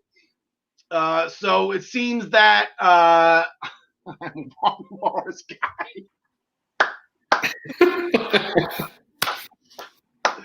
Let's say he looked vaguely familiar, and it looks like Bray Wyatt is not giving up on his pursuit of regaining his Universal Championship. Kind of giving away the ending doing this from the Roman Reigns Jey Uso match, aren't you? I mean, I guess we kind of know Roman's going to win, but still, like, anyway. Oh, you're not picking Jey Uso in that match? What's that? You're not picking Jey Uso in that match? What are the odds? I guess the quote Han Solo will never tell me the odds, right? John DeConnie, we are going to go to your neck of the woods. Finally, the theme song can ring true once more. Impact owns the night. No more Super Tuesdays from NXT. They can go back to their originally scheduled feud with AEW Dark. I know they got a half a bit of problem with the NWA starting at 9 o'clock. But they own the night again. No more Super Tuesday from NXT and championship matches up the wazoo. They opened the show with Alicia Edwards. I always say her name on it. Alicia Edwards interrupted Eric Young on behalf of her husband, Eddie. Eric Young went to pile driver, as only Eric Young does. And then Tommy Dreamer came out to save Alicia Edwards. Cut it again. Tommy Dreamer with the promos lately. He's still that same guy with the heartfelt. You kind of just want to go in the battle with him. Telling Eric Young to end his career. Have any type of match you want. And they did it later on that night. It was old school rules. And again, a hockey mask into a pile driver got Tommy Dreamer, John DeConnie. Yes, indeed. Yeah, we saw a heck of a back and forth. We saw a lot of pie sheets and signs and a table set up in the corner and all kinds of plunder. And in the end, it was the old eye gouge, hockey mask to the skull, and a pile driver. Oh, and then afterwards, EY being EY goes after the ankle, and oh my goodness, we've got a surprise guest. Yeah, Ryan Joy. Is he still retired? Here, all night long. Yeah, Lionel Richie was in my head the entire time. He was hobbling down that aisle to save Tommy Dreamer. Yeah, Baltimore's own. Yeah. Yes, Baltimore's own. He's a Baltimore guy. Baltimore. Yeah, no, he'll be making his way to the Impact Zone tonight, so we'll see. Yeah, Rich Swann. He said he's still in the war. And Al just threw himself off the show. This is not the first time. He'll get it back. And I love how we have to look around the eyes. So anyway, Ryan. There we go. There we go. Oh, and now he's muted. And apparently, you're not supposed to hit the right click button. You went the way of Rich Swann there. Yeah, I know. I was not going all night long. Apparently, I was getting cutting myself off my own. Retired and then came back. So a fun, Jonathan Khan, fun NXT, fun Impact Tag Team Championship match. We'll get into the match first, and then we'll cut to Ryan for the afterward shenanigans. But great match. The Machine Guns and the Rascals. Every week, sure, I'm in. Yeah, absolutely. And the machine, every week the Machine Guns kind of pull out something a little bit new. They finished that one with what I guess could be best described as a two-winged angel.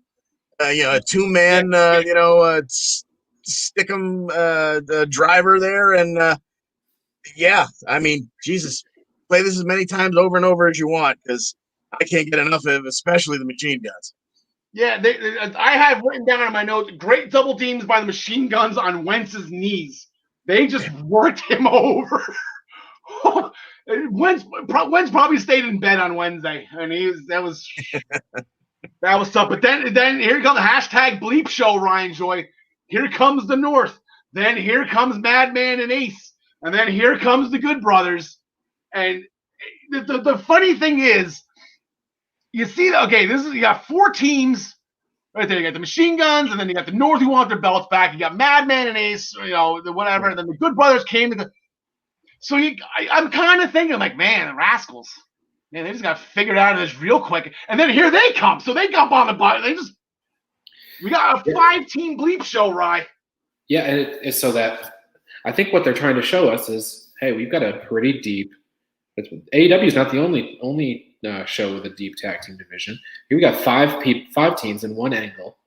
We got another whole set of matches. We got Triple XL versus Dieners, so we got a deep division too. Yeah, and they do. Look at those teams. Those teams are good. Machine Guns, Rascals, the North. I know Ace Austin, Madman Fulton just thrown together, but they're going to be a force. It's a deep division. It is, and we're going to see 4 of those 5 teams tonight, Rye. Yep. We got the North teaming up with Madman Fulton and Ace Austin going against the Machine Guns and the Rascals. The Good Brothers are the odd team out here. You got to save them for the big shows, right? They don't need to be in this debacle. Ryan, who you got? Well, seeing that both of these 4 team units are undefeated at this stage, I'm going to go with the bad guys, the North. I'm not picking against them. All right, John the Con, who you got? Yeah, give me the heels because if they're going to stay consistent, which I know is taking a big leap of faith talking about impact and consistency, but if they're going to stay consistent, the heels will take this one, maybe even lump them up after the match, and then you got the Good Brothers who can come in for the save, and you've got all 5 involved again. Yeah, I'm going to go with Ace Austin with the pin. Like I said, they took that straight up loss to the Rascals. I think they need something back here. They need some kind of receipt for taking a clean loss there. And like I said it earlier in the show. They're my pick to beat the Machine Guns. Give me Ace Austin and Madman Fulton the rest of the way to maybe set up them against the Good Brothers again at Slammiversary. That's where I'm going with that. I don't think the Good Brothers are going to discriminate, though. I think they'll just beat up anybody who's in the ring. Good point. That's possible too. It's possible too. Yep. TJP and Chris Bay with an absolutely amazing match. Sensut roll up for the pinfall is how it ended. I'm not sure it ended it that way, but still, again, every week, why not? Give me Machine Guns versus the Rascals, and then give me TJP versus Chris Bay. I'm all in. Actually, we don't even have the graphic for it. The match was just added right before we went on air. We got TJP versus Trey of the Rascals. Knee-jerk reaction. John DeConnie, did you know about this? We did not. I did not. No, I heard about it in Gorilla Position from you good folks. And I mean, you make me on the spot pick it. Give me TJP again. Yeah, I love how Trey's getting mixed into this. If you got Trey and Chris Bay and TJ Pay with Rohit Rajay. Ryan, who do you got? TJ. That's a nice fatal 4-way. There you go. See how I was going. Yeah, I think it's TJP, He got one big win last week. Build him, keep building him, and let him get that title shot at Bound for Glory. Yep. It's a long time between now and then, I know, but yeah, I say it's like another 6-7 weeks, right? yeah, feels like months. Yep. It is. Brian Myers. Brian Myers, kudos to Brian Myers. He actually competed in the match last week and won against Willie Mack. He didn't do his calisthenics. He didn't do his spray tanning. And he didn't get the oil up. It was an on-the-spot match for Brian Myers. Kudos to him for overcoming those odds. And he defeated Willie Mack. What did he do? Yeah, low blow followed by an impaler DDT. They're going to go at it one more time. Now that Myers has a full week to prepare. Myers is up 2-0 in the series here. John Licani, can Willie Mack get a win here? Once again, I feel bad for Willie Mack, but when you're dealing with the most professional wrestler and he's had a full week to plan, last week he pulled out a DDT that was, dare I say, glorious. How do you not pick him this week too? I miss Bobby. Ryan Joy, who do you got? Willie Mack is on a 5-match losing streak. He went 9-0, and now he's 9-5. I think Chris he's Bay twice, and now Brian Myers twice. Right? Who's the fifth one against? Chris Bay twice. Brian Myers. Oh, the tag team match that got Chris Bay the match. Okay, I got you.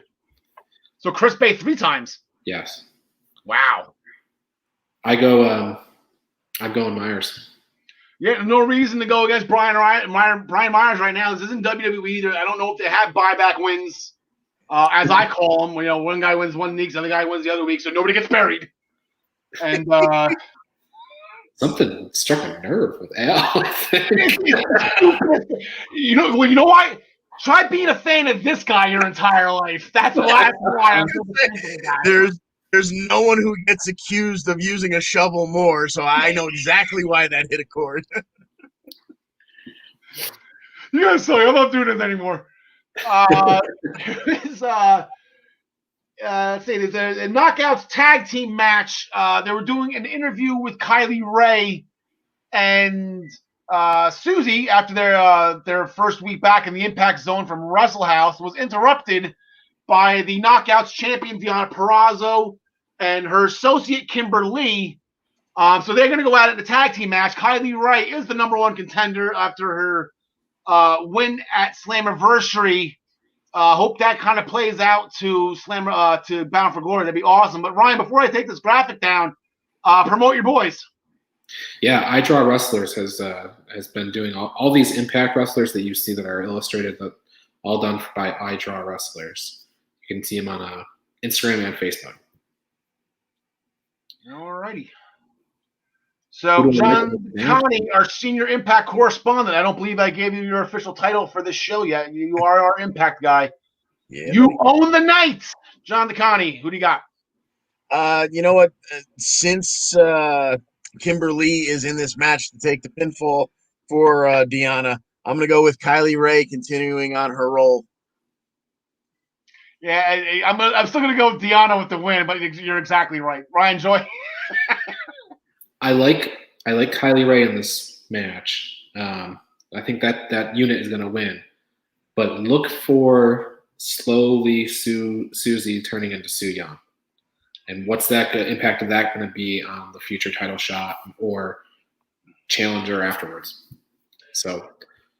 Yeah, there's she got some blood on her hands at the end of Wrestle House, Ryan. I think I think the Undead Bride is not too far behind. Coming up. I thought she was the one who stole the Diener's beer, but nope, it was crazy. Steve couldn't read the label. I lost the office pool on that one. Ty Valkyrie had a match. She had a run-in due to the wedding planning.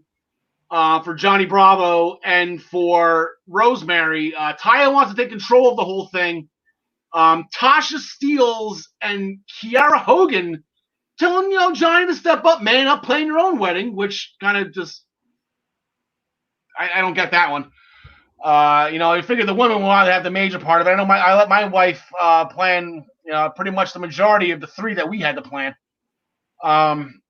due to the COVID circumstances. But then during the match, even though Bravo was on the phone the entire time with the wedding, Taya got the win still after the road to Valhalla. But you got to wonder if this is going to be an ongoing theme, and we have Ty Valkyrie going up against Kiera Hogan, Tasha Steele's tag team partner. You're probably going to see it again. One of these times, it's going to bite him. It's going to bite him in the you know what, and it's going to cost Taya a match, and then Bleep's going to hit the fan. Ryan Joy. Yeah, I think eventually, yeah. But you may have let your wife plan the majority of your wedding, but you didn't let some other random woman plan the wedding. So I'm still picking Taya Valkyrie in this match. I'm anxious for Taya to get back on track and have another strong singles run. So I'm picking her. Taya's got some great ideas, though, John DeConnie. Ice sculptures, I believe she was saying. As a guy who loves ice as much as I do, Taya's got some spot-on ideas. Who do you got for the match? Yeah, you know what? Give me Kiera Hogan here, just for the pure entertainment value of the reckoning that Bravo will face if he's on the phone again for the whole match. Yeah, I'll go. We'll do that. We'll do Kiera Hogan. Then there's gonna have to be the tag team match next week. I'll throw that prediction where Rosemary's gonna get involved, and then maybe she's gonna be on the phone too. That's what's gonna happen. There you go. So I'm gonna go Taya Valkyrie tonight. Then next week Rosemary's gonna kind of call up because Bravo's gonna need her help with something on the phone and completely hang Taya out to dry. That's how that's gonna go.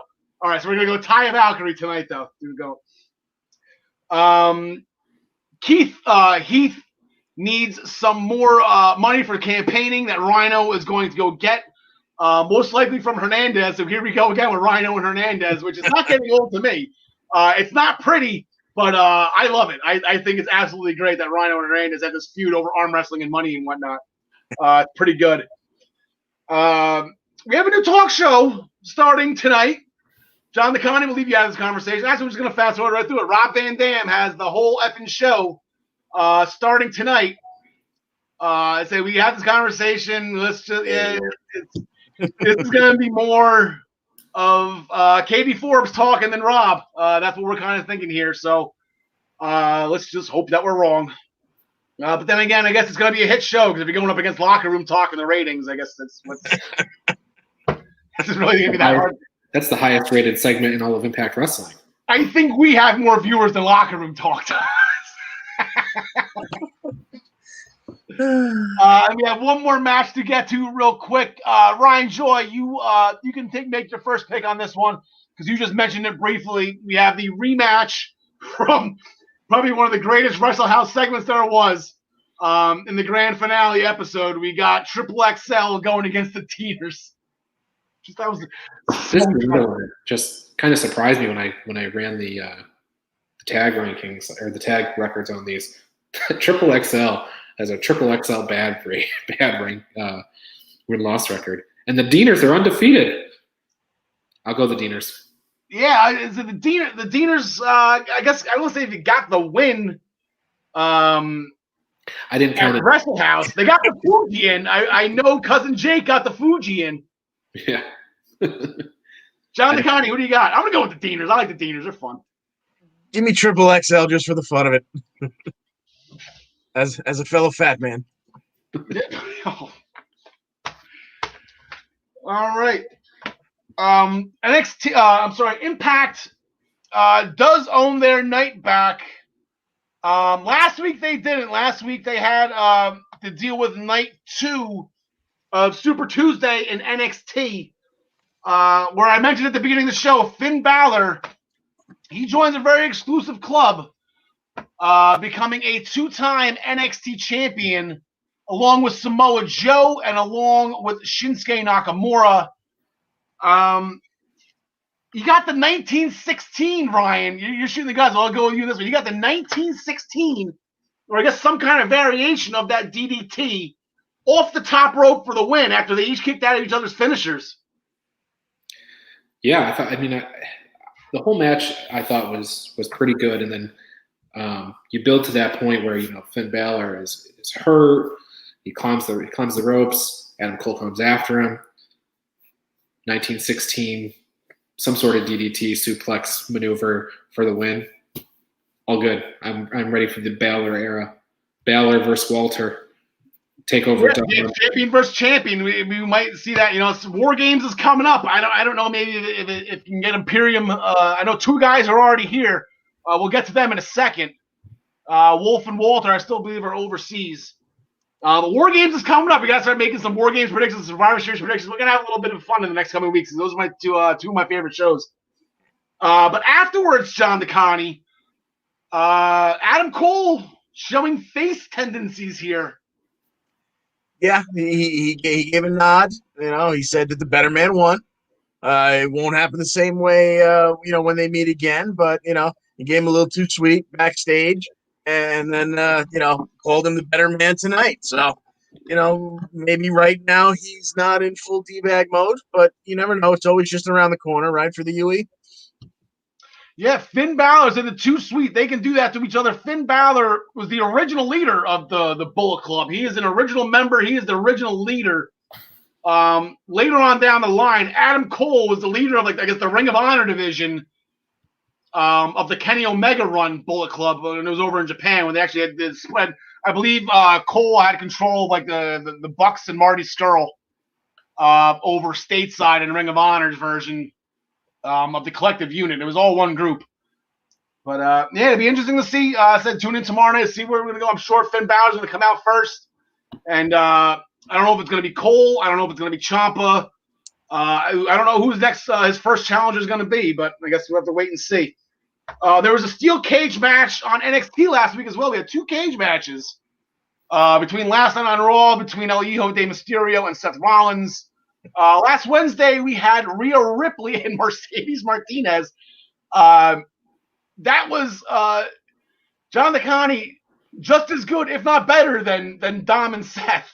I'd say it was better. Yeah, sure. I mean, you had the gals bringing plunder into the cage with them. The Mercedes came down with a kendo stick and dug a couple of chairs out. So not to be outdone, Rhea dragged a table in before the match even started. So, good stuff. Yeah, and that table was what was Mercedes Martinez end fall. She took the riptide threw a table off the top rope. Yeah, Dry and Joy. Yeah, glad to see the main event too. They had a world title match to start the show, and then they ended with the steel cage show between the 2 women. Good match, period on the feud, I think, and we'll see where we go from here.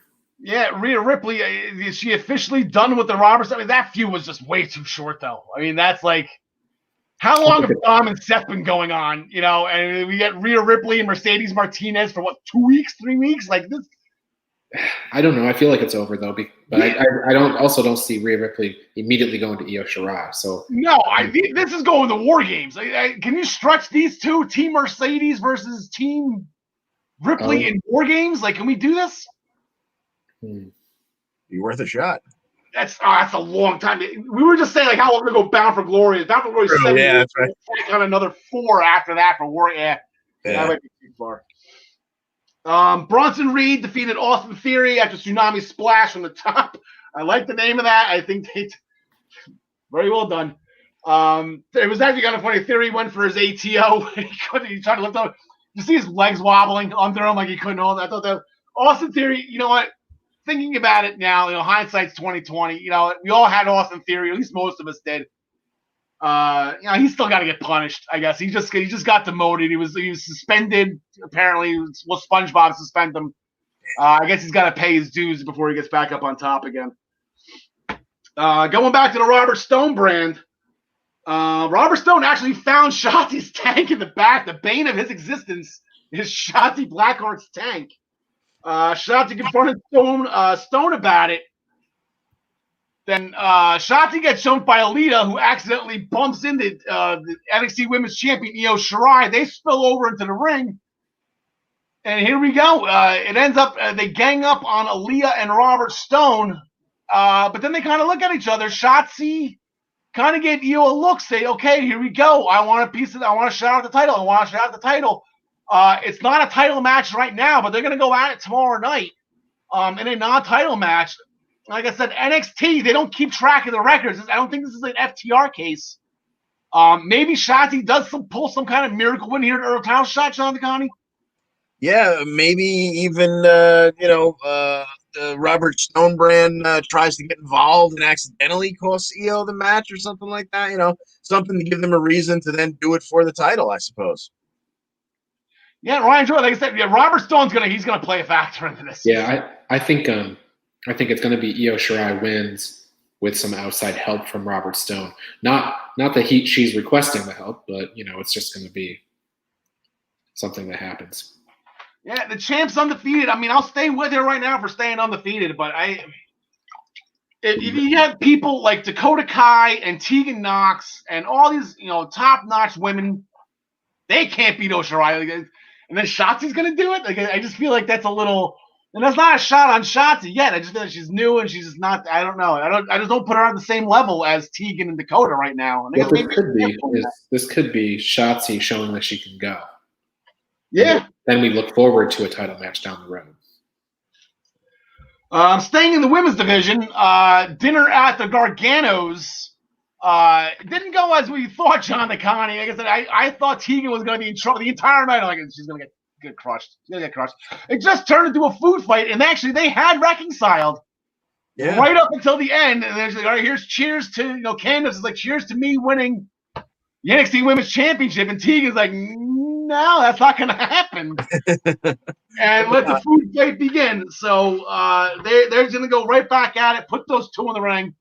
I'm actually extremely looking forward to that. That match is going to be out of control. I don't care if it's for a title or not. That match is going to be amazing.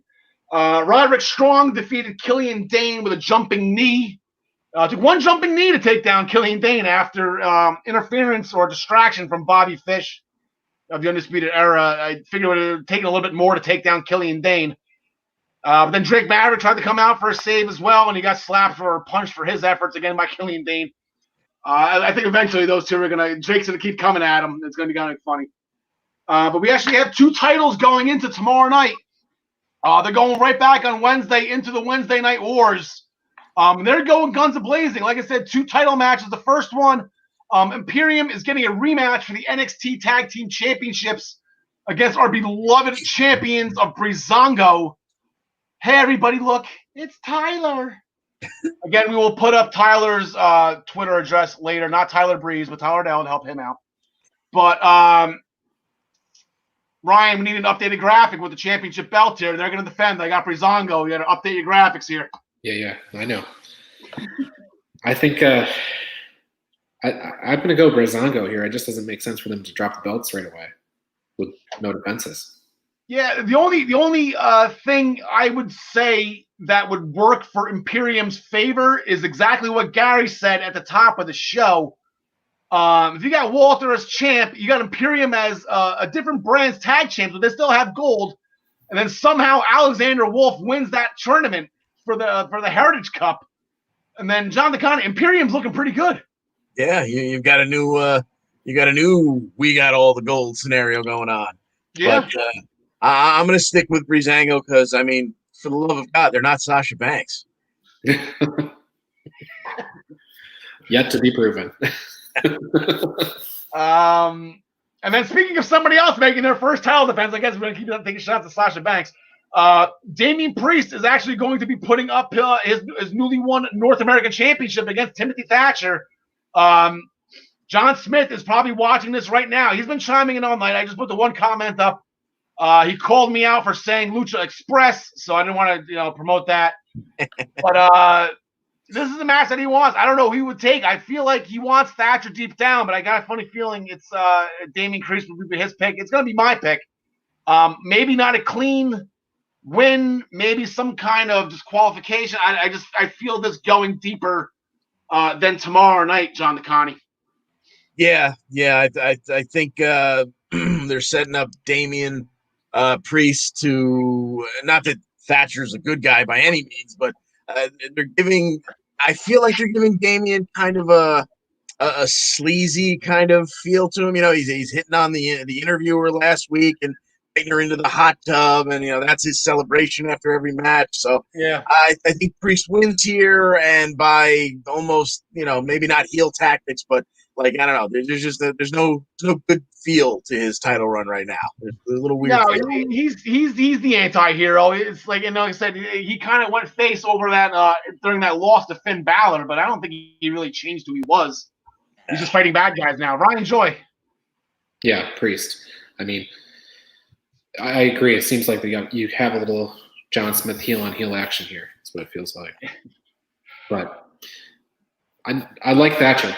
I think it could be a good match, but I think Priest. Yeah, and I think Thatcher would make a great North American champion. I just don't think it's going to be tomorrow night. Yep. It's just way too soon after that huge monumental win by Damien Priest at NXT TakeOver. So that will do it for NXT, and that will do it for all of the shows. We're going to wrap it up real quickly at the hour 45 mark again. I tried. I felt good throughout the entire show. Still can't do it.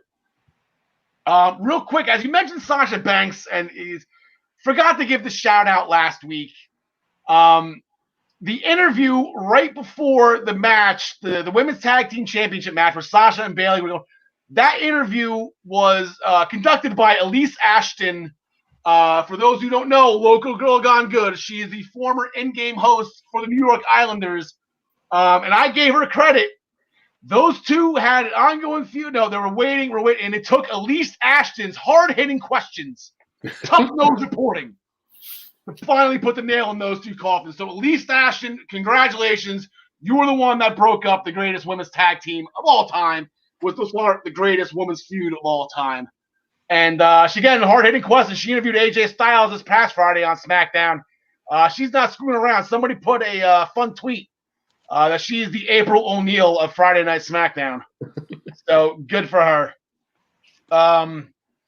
Close the show. Here we go. We got number 28 coming up on my WrestleMania favorite match. And I said I was watching this smiling while we were in pre-production on mute, so I didn't actually give it away. A set the show spoiler. This is episode 19 of EWP. This match is actually from WrestleMania 19. I believe this is the only time that this is a coincidence.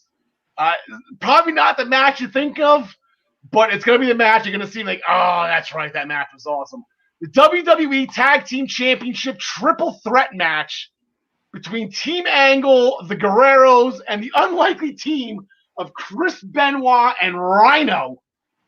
This match was just everything you could possibly want. All six guys in their prime in 2003 at a baseball stadium in Safefield Field.